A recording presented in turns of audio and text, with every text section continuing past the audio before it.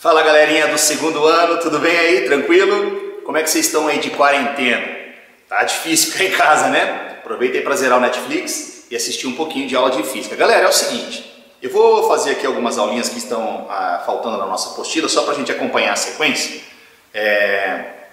Essa aqui é uma aula sobre o princípio de Pascal. A gente vai fazer uma aulinha, eu vou procurar ser sempre bem direto e objetivo. Nós não vamos aqui entrar em muitos detalhes conceituais, porque a nossa ideia é que você tenha pelo menos o básico e que não fique cansativo para você estudar, né? Porque a gente sabe que assistir vídeo, assistir 1, 2, 3, 4, todo mundo mandando vídeo para vocês fica cansativo. Então o nosso objetivo aqui é que as aulas sejam bem curtinhas, 10, 15 minutos no máximo, tá certo? Incluindo resolução de exercício. Então para que isso? Para que você não fique cansativo e queira assistir a todas as aulas que a gente postar aqui, que eu postar para vocês, tá bom? Então essa primeira aula aqui eu estou dando essa explicação no comecinho, então ela vai ficar um pouquinho mais longa. Mas você que está em casa, espero que você assista a essas aulas, entenda. Se tiver alguma coisa que você julga que está ruim, o áudio, a gente está, né, eu não tenho estúdio, eu estou gravando aqui numa sala, então tem um pouquinho de reverberação, a iluminação não é tão adequada porque eu não tenho iluminação. Bom, enfim, a gente está fazendo aqui uma aulinha só para você poder acompanhar alguma coisa daí, tá? Então, tenha paciência, essa explicação não vai ter nas outras aulas, é só para dizer como é que vai ser a nossa dinâmica, tá bom? Aulinhas curtas, diretas, para a gente poder resolver exercício. E eu espero que você pegue ao final da aula a apostila e resolva o exercício junto comigo e tente fazer sozinho. E qualquer dúvida, depois você me pergunta, tá bom? Vamos lá, vamos que vamos. Ó. E detalhe, essas aulas aqui nós vamos repor essas 2 semanas que a semana que nós perdemos e essa semana, porque a partir do dia 1º de abril a gente entra em férias, né? Então essas aulas é só para repor essas 2 semanas que nós perdemos, tudo bem? Se a gente voltar de férias e aí ainda tivermos no meio desse surto, a gente vai gravando mais aulas para vocês, sempre objetivando assim uma aula curtinha, rápida e objetiva, sendo direta. Pode ser? Vamos lá. Bom, já falei demais, né? Já ficou cansativo. Então vamos começar, pessoal. O que é? A gente está aqui naquela apostilinha número 7, tá bom? Depois eu coloco aí a página certinho para vocês verem. Vai estar no começo do vídeo, na verdade, né? Já está lá no começo do vídeo, a apostila, a página, tudo certinho. Pessoal, princípio de Pascal. A gente estava falando sobre hidrostática. Vamos fazer uma recapitulação bem rápida. Nós falamos sobre densidade, pressão, lembra? Força sobre área. Depois nós falamos da lei de Stevin, que era 2 pontos dentro de um mesmo líquido, na mesma profundidade, estão sujeitos a uma mesma pressão. Lembra? Pressão externa mais pressão hidrostática. E agora, o princípio de Pascal. O princípio de Pascal é o seguinte, é o princípio de funcionamento do macaco ou da prensa hidráulica. Macaco hidráulico é aquele macaco que você usa para levantar o carro, né? Para você levantar um caminhão, quando você colocar no posto, o carro vai trocar o óleo, não sobe no elevador, aquilo é um macaco hidráulico. Ou prensa hidráulica, né? Tem vários vídeos no YouTube de gente mostrando a prensa esmagando coisas, o pessoal esmagando bola de boliche, isso é uma prensa hidráulica. Como é que funciona isso? A ideia aqui é usar o princípio de Pascal mostra para a gente que uma força pequena pode se tornar uma força muito grande, certo? Quando transferido usando o meio correto. Vamos lá, vamos entender como é que funciona isso. Imagine isso aqui um vaso comunicante, um tubo em U, como a gente falou, não precisa ser em U, tudo bem? Aqui é só para ficar mais fácil a gente entender. Desse lado eu tenho um êmbolo com uma área A1, que eu chamei de área A1, e aqui dentro nós temos um fluido, um líquido, um óleo, alguma coisa que não seja compressiva. Eu vou aplicar desse lado uma força F1, no intuito de empurrar esse êmbolo para baixo. Pessoal, pensa comigo, força sobre área não é pressão? Então quando eu aplico essa força 1 aqui, eu estou transferindo aqui, eu estou causando nesse ramo uma variação de pressão. O que o princípio de Pascal diz é que a variação de pressão causada aqui, ela é transmitida a todos os pontos do líquido até chegar desse lado. Bom, você consegue prever isso facilmente. Quando você pega uma bexiga cheia d'água, por exemplo, ou de ar que seja, e aperta, essa bexiga não estica para os outros cantos, ou seja, a pressão causada aqui não foi transferida para os outros pontos da bexiga. A mesma coisa, pessoal, causei uma variação de pressão aqui, ela é transferida pelo óleo chegando desse lado. Só que desse lado, a área é diferente daquela. Então aquela variação de pressão vai causar uma pressão aqui, portanto, uma força F2 sobre a área 2. Opa! Força sobre a área causa uma variação de pressão e essa mesma pressão, mesma variação, é transmitida para cá. Vamos equacionar isso? Eu vou colocar aqui, vou tomar cuidado para não sair do quadro aqui, tá? Pessoal, olha só, a variação de pressão causada no êmbolo 1, vou ficar desse lado, vou tentar, tá? É igual, deixa eu apagar que ficou feio ali, né? A variação de pressão causada no êmbolo 1 é igual à variação de pressão causada no ângulo 2. Se eu aplicar a formulinha de pressão, vai ficar o seguinte: força, vou ficar desse lado, vai.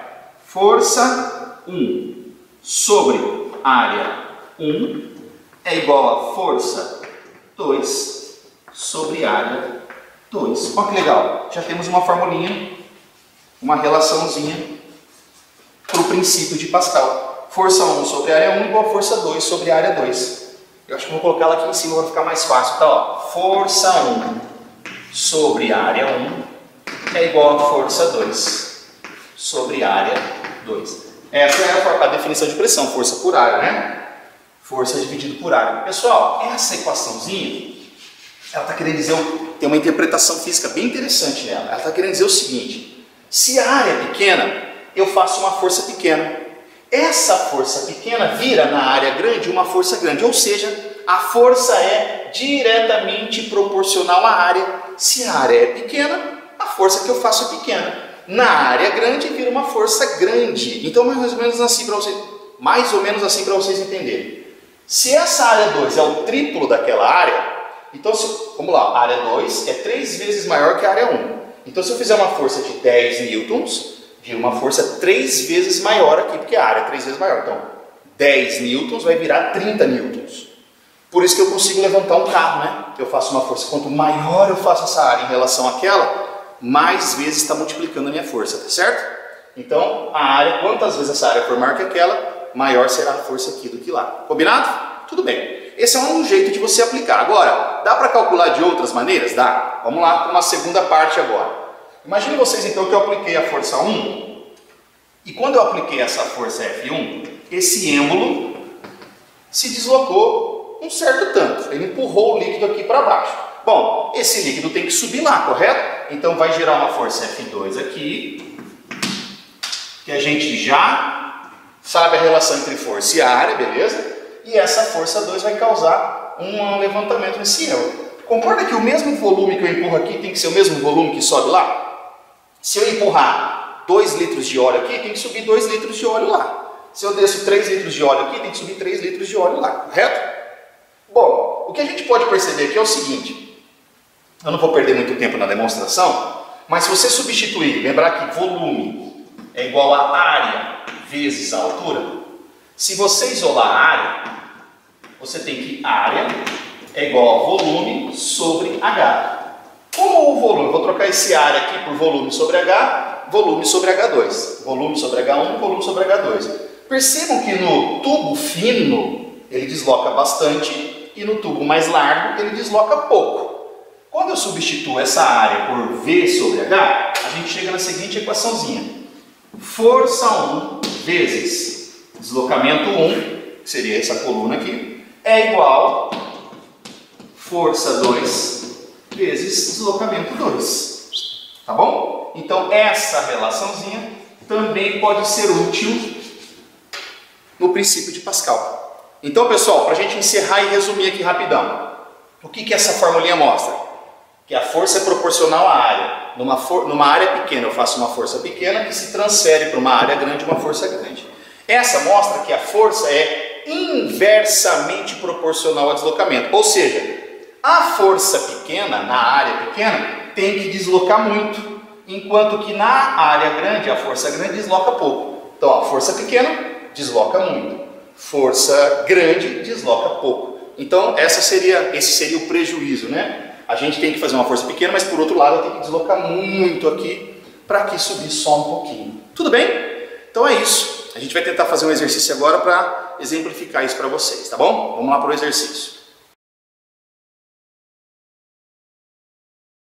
Muito bem, pessoal, vamos lá resolver agora então esse exercício número 1. O exercício diz o seguinte: um tubo em U, como está aí na figura, tem um ramo da esquerda uma área de 100 centímetros quadrados e o ramo da direita uma área de 20 centímetros quadrados. O que o exercício vai fazer? Ele pede para colocar um corpo de massa M desconhecida sobre o ramo da esquerda.